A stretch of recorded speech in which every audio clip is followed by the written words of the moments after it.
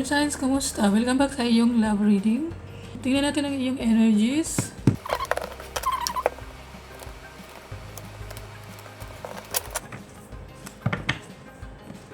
The Fool, 10 of Wands, 8 of Wands in reverse, 3 of Wands, 10 of Pentacle, and Knight of Pentacle. Ayusin ko lang. Okay, some of you, meron po taong hindi makatulog at nag-iisip. Mapagmahal naman kayo eh. So, sobra-sobra po ang pagmamahal nyo. Kayo na lang po yung umalam. So, paliwanag natin ang inyong baraha. Si 8 of Wands. Okay, ang pinapakita dito is the Fool.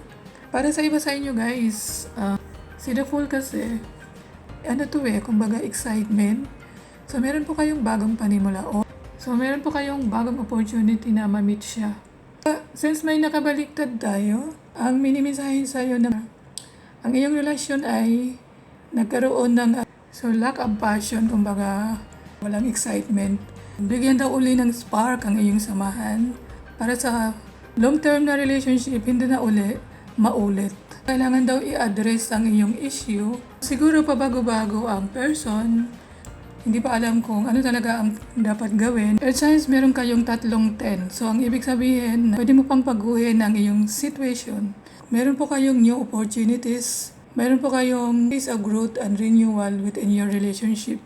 Symbolize yan ng new beginnings. Simbolo po daw yung 10-10-10 ng to enhance the bond you share with your partner.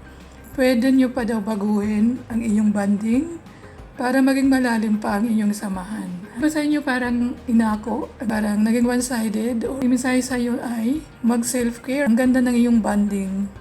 Nagkaroon kayo nito ng mga assets. Kung pakita rin na ang person na meron, ito siya ay si Knight of Pentacles. Mapagkakatiwalaan naman sila pero hindi sila excited pagdating sa relasyon. Tapat to pero trustworthy naman. Para naman sa relationship, ang iyong relasyon ay mapupunta sa second level or next level, or pwedeng kung gusto niyo nang magkaroon ng children, then ito na daw yung time. Single ka rin naman, pwede rin na makakahanap ka ng see the one kung saan kayo nagtatrabaho. So, sinasabi dito na mayroon pa ni bago. Tingnan natin kung bakit. Ano pa yung natutunan nila sa relasyon?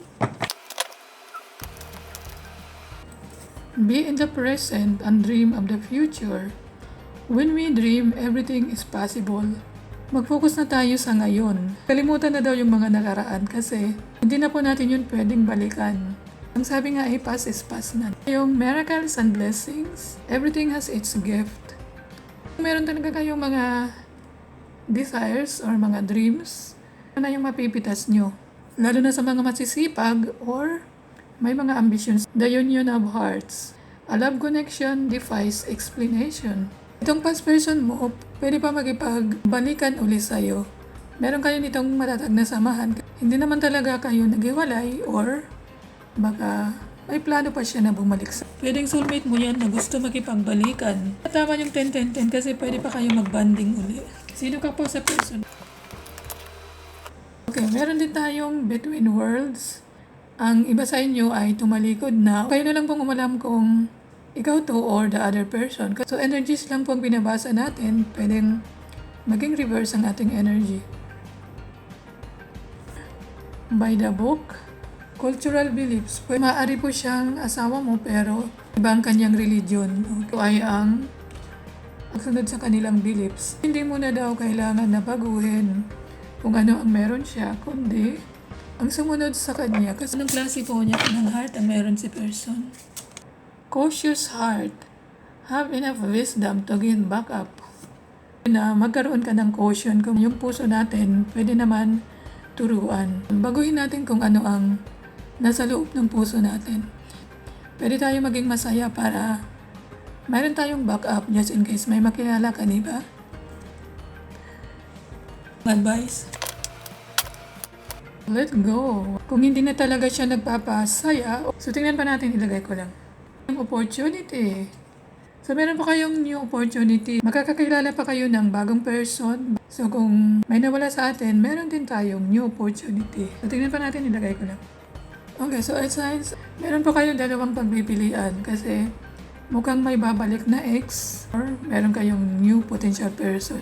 Trust your intuition po ko. Yun lang naman ang para sa inyo. Thank you for liking, subscribing, and commenting. Spread love and not hate to anyone. I love you all. Thank you and God bless.